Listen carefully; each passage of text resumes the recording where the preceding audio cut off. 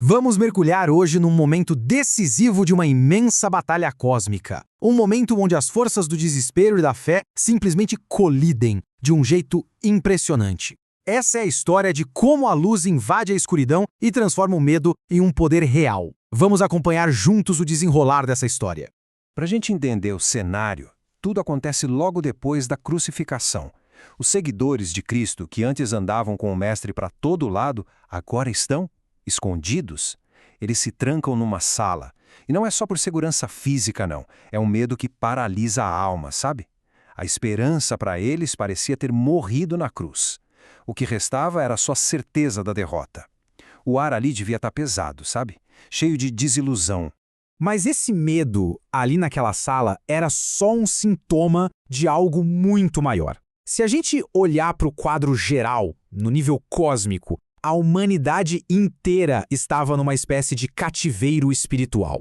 A transgressão tinha enfraquecido essa conexão com o divino e isso tornou as pessoas um alvo fácil para as forças da escuridão. Aquela sala trancada era, na verdade, um pequeno retrato do mundo. E é assim que a gente entra na primeira fase dessa narrativa. Um momento em que a sombra da derrota, ela pairava sobre tudo. A escuridão parecia ter vencido a batalha e a desesperança estava no ar. E o mais impressionante é que mesmo depois de ouvirem que ele tinha ressuscitado, a mente dos discípulos estava tão dominada pela dúvida que eles simplesmente não conseguiam acreditar. O medo era uma barreira mas tão forte, que quando a própria esperança aparece na frente deles, a primeira reação é de pânico. Eles não enxergam um Salvador, mas uma assombração. A dúvida os deixou cegos para a vitória que já tinha sido conquistada. Mas é exatamente aqui que a maré dessa batalha cósmica começa a virar. E vira de um jeito espetacular, com a chegada totalmente inesperada e triunfante do vencedor. O poder desse momento é imenso. Pensa só, as portas estavam trancadas. Eram barreiras físicas, claro, mas que simbolizavam as barreiras do medo e da dúvida nos corações deles. Mas Cristo não precisou de porta. Ele simplesmente atravessou as defesas, tanto as físicas quanto as espirituais. Foi uma presença que desafiava toda a lógica humana. Não foi uma entrada sutil, sabe? Foi uma verdadeira invasão divina no território do medo. E aí vem as primeiras palavras dele. E isso aqui não é um simples "oi, tudo bem". No mundo em plena guerra espiritual, a palavra paz é uma declaração de vitória.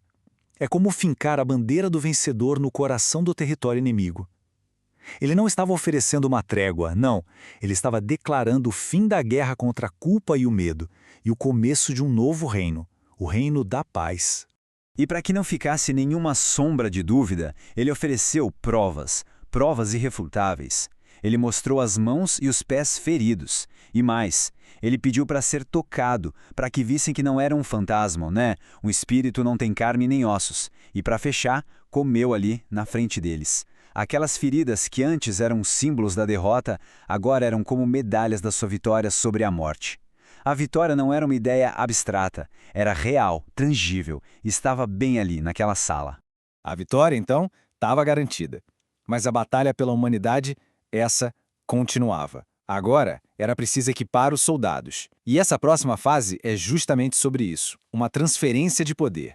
Esse momento é quase como uma nova criação. Do mesmo jeito que Deus soprou a vida no primeiro ser humano, Cristo agora sopra uma nova vida, uma vida espiritual nos seus seguidores. É um ato muito íntimo e, ao mesmo tempo, extremamente poderoso. O mesmo sopro que dá vida a galáxias inteiras agora estava ali, capacitando aqueles homens e mulheres que antes estavam aterrorizados.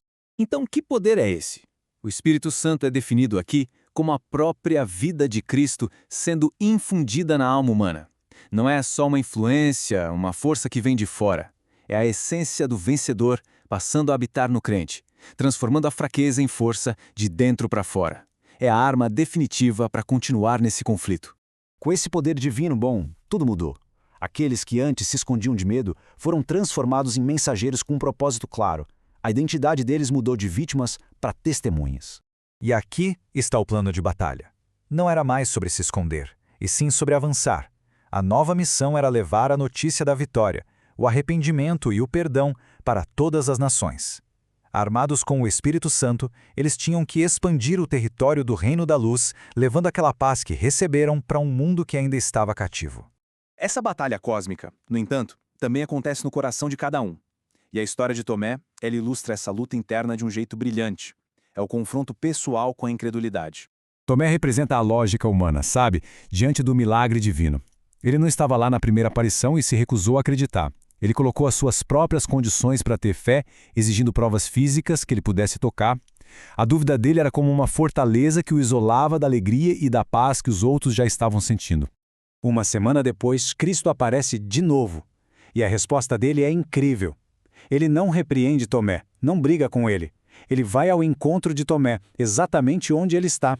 Ele aceita as condições e oferece a prova que Tomé exigiu. É um ato de amor e de misericórdia que desmonta aquela fortaleza da dúvida, tijolo por tijolo.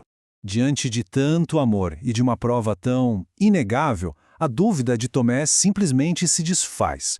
A resposta dele não é só um "ah, entendi", é uma rendição completa, uma declaração de fé e de adoração. A batalha na alma dele foi vencida não pela força, mas pela graça. A incredulidade foi conquistada. E a partir desse encontro, Cristo deixa uma lição fundamental para todos os futuros combatentes nessa guerra espiritual. A fé mais poderosa não é aquela que precisa ver com os próprios olhos, mas aquela que confia na palavra e no caráter do vencedor. E assim, essa narrativa toda nos deixa com essa pergunta que é crucial. A gente saiu de uma sala trancada pelo medo, passou por discípulos que foram capacitados pelo sopro divino e vimos a dúvida de uma pessoa ser transformada em devoção. A história mostra que a vitória sobre as forças da escuridão é real, mas a batalha continua dentro de nós. A grande questão que fica é: como é que se cultiva uma fé que confia na vitória, mesmo quando não se pode ver o vencedor?